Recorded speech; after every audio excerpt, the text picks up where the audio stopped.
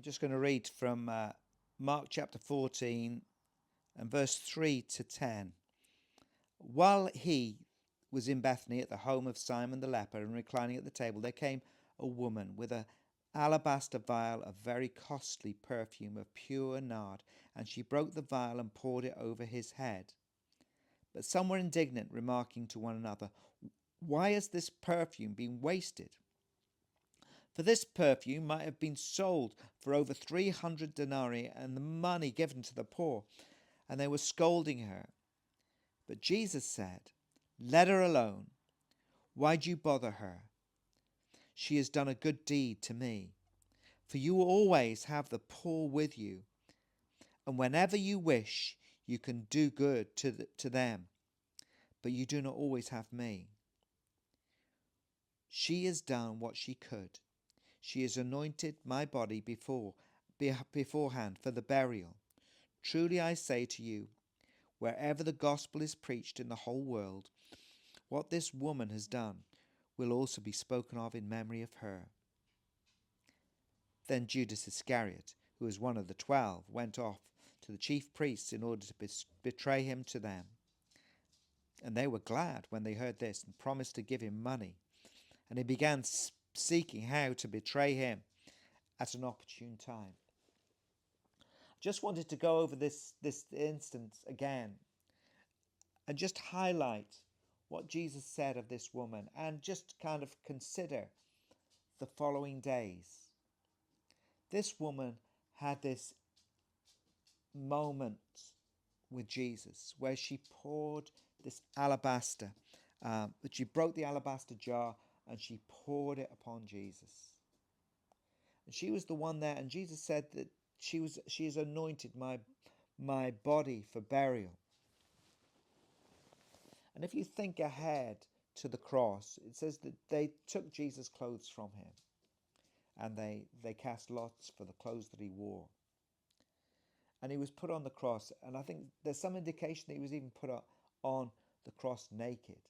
He bore shame. And the only thing that he wore, that he had left, was a crown of thorns and the pure nard that this woman had poured about on the body of the Lord Jesus.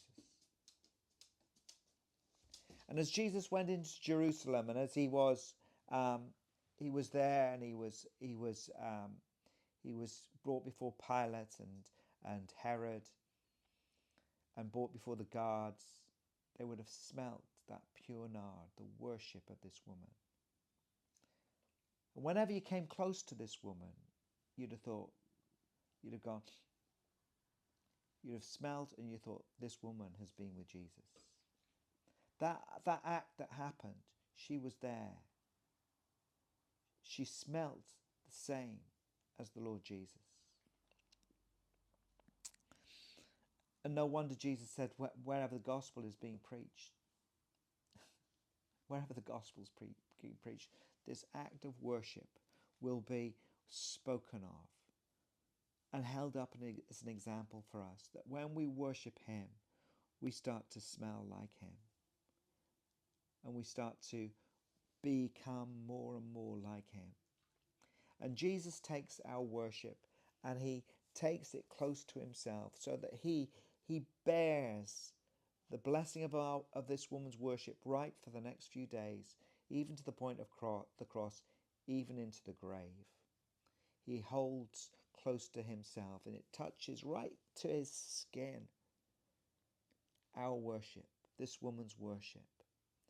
And so it is that when we come to him and we lift his name in praise and we worship, we kiss towards him, and we offer our bodies to him as a living sacrifice, which is our spiritual worship, we come so close to him and it touches him.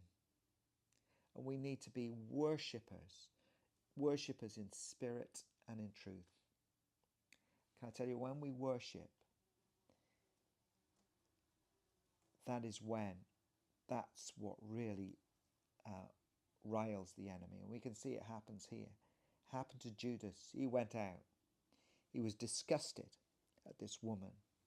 her kind of her display of love and affection for the Lord Jesus. And he went out, he betrayed the Lord Jesus, and he took money. He took money. He took money to